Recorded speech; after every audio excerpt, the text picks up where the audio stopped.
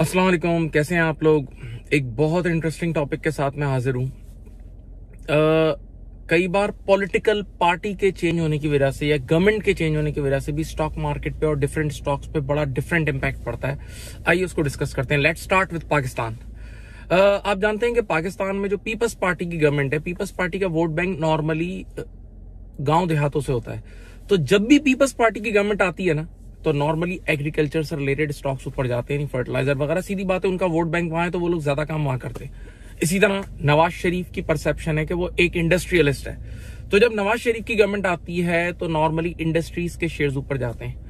इसी तरह हम ये बात बहुत मशहूर सुनते हैं कि मलिक रियाज साहब और जरदारी साहब की दोस्ती है, तो अगर जरदारी साहब की गवर्नमेंट आएगी तो नॉर्मली मलिक रियाज साहब से रिलेटेड स्टॉक्स ऊपर जा सकते हैं। इसी तरह मंशा साहब और ये नवाज शरीफ की दोस्ती है तो वो बेनिफिट उठा सकते हैं। ये एक मार्केट परसेप्शन है। अच्छा जी, इस वक्त यूनाइटेड स्टेट्स में प्रेसिडेंशियल इलेक्शन हो रहे हैं, तो दो मेजर पार्टीज हैं, एक है रिपब्लिकन पार्टी और दूसरी है डेमोक्रेट पार्टी। आइए देखते हैं कि कौन सी पार्टी आएगी तो कौन से शेयर्स चलेंगे। अच्छा देखिए, रिपब्लिकन पार्टी जो है ना, उसका वोट बैंक क्या है, उसको रेड नेक गोरे वोट देते हैं, यानी उसका एक बहुत बड़ा वोट बैंक टेक्सास की तरफ से, जो टेक्सास स्टेट है ना, नॉर्मली वहां रिपब्लिकन का राज है और टेक्सास ऑयल एंड गैस का हब है।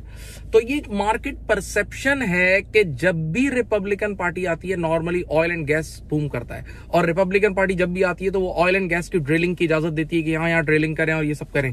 अगर आप लोगों को याद हो तो 2001 में जब बुश साहब आए थे तो बुश का खुद ऑयल का बिजनेस था, तो उसके आते ही ऑयल की मार्केट परसेप्शन ये बढ़ी थी कि अब ऑयल ऊपर जाएगा। और सुने, बुश के दौर में ही उसका एक वाइस प्रेसिडेंट था डिक चेनी, अगर आपको याद हो, वो एक हैलीबर्टन नामी कंपनी का सीईओ रह चुका था और उसके पास उस कंपनी के शेयर्स भी थे। तो जब बुश की गवर्नमेंट आई ना और यूएस इराक वॉर हुई, तो ये हैलीबर्टन कहते हैं कि इसको $7 बिलियन का कॉन्ट्रैक्ट मिला था। आज तक उस पर लोगों ने क्वेश्चन मार्क लगाया हुआ है कि वो कॉन्ट्रैक्ट इसी डिक चेनी की वजह से मिला था, ये उसका सीईओ रह चुका था, तो लिंक्ड होता है। और सुने, अभी पिछली बार जब यूएस के जो प्रेसिडेंट इलेक्ट हुए थे डोनाल्ड ट्रंप, तो डोनाल्ड ट्रंप ने अपनी स्पीचेस में जो उसकी वो जो कैंपेन थी उसकी स्पीचेस में उसने ज्यादातर यही बात की थी ना कि अगेंस्ट था वो, और वो मुसलमानों के अगेंस्ट था, और ये बोला था मैं बॉर्डर पे ये खड़ा करूंगा, वो वॉल बनाऊंगा, और ये सब याद है। तो जब उसने इस तरह की बात की थी तो उसके आते ही वॉर से लिंक्ड स्टॉक यानी वेपन इंडस्ट्री के स्टॉक्स ऊपर गए, एरोस्पेस के, वो एरोस्पेस भी वॉर में यूज होती है, मिलिट्री से रिलेटेड जो सर्विसेज वाले स्टॉक्स एकदम ऊपर गए। इसी तरह डोनाल्ड ट्रंप यूनाइटेड स्टेट्स में प्रॉपर्टी मार्केट का एक बहुत बड़ा किंग समझा जाता है, प्रॉपर्टीज मार्केट में उसका बहुत इन्वेस्टमेंट है, तो उसके आते ही प्रॉपर्टी मार्केट भी बूम हो गई, नहीं प्रॉपर्टी मार्केट वालों की भी परसेप्शन एकदम चेंज हुई और प्रॉपर्टी से लिंक्ड स्टॉक्स भी ऊपर गए। Now the second party is Democrat party.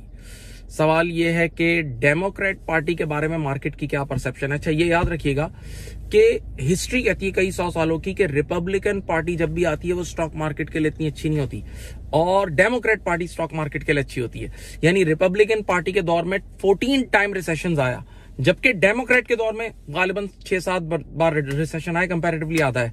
इसी तरह रिपब्लिकन पार्टी के दौर में जो एवरेज रिटर्न है ना स्टॉक मार्केट का, S&P standard and poor 500 companies index का, वो है 6.2 या 3%, जबकि डेमोक्रेट पार्टी के दौर में उसका रेट है 11.5% समथिंग है। तो इसका मतलब डेमोक्रेट पार्टी जब भी आती है तो नॉर्मली स्टॉक मार्केट के लिए बहुत अच्छा होता है। आप लोगों को याद होगा 2009 में जब जनवरी में ओबामा ने ऑफिस लिया था, जैसे ऑफिस संभाला था ओबामा ने, उसके 3 महीने बाद से मार्च 2009 से यूं स्टॉक मार्केट उनकी शूट हुई थी और फिर एक बहुत बूम पे गई थी। तो नॉर्मली डेमोक्रेट पार्टी बाजार के लिए, स्टॉक मार्केट के लिए बहुत अच्छी होती है। अच्छा, डेमोक्रेट पार्टी का उसूल यह है कि वो पब्लिक स्पेंडिंग, आम आदमी पे बहुत खर्च करती है। आपको याद होगा पिछली बार भी जो ओबामा ने भी एक चीज लॉन्च की थी, ओबामा हेल्थ केयर। तो अभी भी जो कैंपेन हो रही है ना, तो उसमें जो इनका कैंडिडेट है वो यही कह रहा है कि हम हेल्थ केयर पे काम करेंगे। तो जब हेल्थ केयर पे काम करेंगे तो मेडिकल इंडस्ट्री से रिलेटेड स्टॉक्स एकदम शूट करेंगे। अच्छा, इसी तरह Republican party oil and gas यानी एनर्जी सेक्टर को उठाती है, लेकिन ये लोग ऑल्टरनेट एनर्जी की तरफ जाते हैं, ये जो डेमोक्रेट पार्टी है। तो डेमोक्रेट पार्टी के आते ही एक चीज की परसेप्शन ब्राइट हो जाती है कि alternate energy stocks like wind energy, solar energy, इन चीजों से रिलेटेड स्टॉक्स एकदम ऊपर शूट हो जाते हैं। और सुने, डेमोक्रेट पार्टी के जो लीडर्स हैं अभी, जो बर्नी वगैरह ये लोग हैं, ये अभी इस बार बात कर रहे हैं कि हम लो वेज अर्नर की वेजेस बढ़ाएंगे, कि जो बहुत कम कमा रहे हैं ना उनकी वेजेस बढ़ाएंगे। तो आप उस एक इकोनॉमिक्स की स्टडी ये कहती है कि जो बंदा बेचारा भूखा हो और जिसके पास पैसे ही ना हो, तो जब उसकी जेब में और पैसे आके गिरेंगे, जब लो वेज अर्नर की वेज बढ़ेगी तो लो वेज अर्नर्स वालों के जेब में नए पैसे आके गिरेंगे। तो एक गरीब आदमी का जब नया पैसा आके गिरता है तो डायरेक्ट वो मर्सिडीज नहीं खरीद लेता, बल्कि पहले वो अपनी जरूरियात पूरी करता है। यानी वो पहले खाने पीने पे और हाउस होल्ड पे और कंज्यूमर स्टेपल चीजों पे बहुत खर्च करता है। तो कह रहे हैं कि जैसे ही डेमोक्रेट पार्टी आएगी ना, तो कंज्यूमर स्टेपल स्टॉक्स यानी फूड, हाउस होल्ड की चीजों की ये जो स्टॉक्स है उनकी शेयर प्राइस ऊपर जाएंगी। और इसमें एक बहुत बड़ा बेनिफिशियरी हो सकता है पीएनजी और जेएनजे, जॉनसन एंड जॉनसन, ये लोग, ये कंपनीज उठ सकती हैं, राइट। अच्छा, अब यहां तक मैंने आपको एक बेसिक लेसन दे दिया। अब मैं यहां से मैं खुद यू टर्न ले रहा हूं, एक नई चीज सिखा रहा हूं। जो लोग मेरे स्टूडेंट्स देख रहे हैं उनको पता है कि कई बार जब मैं रेशियोज भी क्लास में पढ़ाता हूं तो मैं अपनी ही पढ़ाई हुई चीज को चैलेंज कर देता हूं, गलत साबित करता हूं। मैं बोलता हूं ये देखो, ये गलत भी साबित हो सकती है। तो आइए मैं अब अपनी बातों में यू टर्न लेता हूं।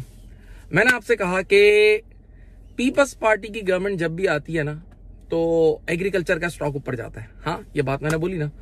तो अब बच्चा फौरन से बोलता है, ऑडियंस बोलती है कि सर लास्ट पीपल्स पार्टी की गवर्नमेंट आई थी 2008 से 2013 में, अगर आप लोगों को याद हो तो सर उस टाइम एग्रीकल्चर का स्टॉक इसलिए ऊपर गया था कि 2008 से 13 के बीच में सैलाब आया था सिंध में, याद नहीं है? सैलाब आया था।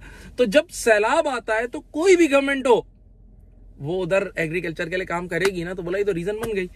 तो आपने तो कहा था कि सिर्फ पीपल्स पार्टी उठाती है, इसमें पीपल्स पार्टी का क्या कसूर है? हाँ, तो ये जो मैंने आपको एग्जांपल दी ना, इसको फाइनेंशियल एनालिस्ट की दुनिया में बोलते हैं डेटा नॉइस।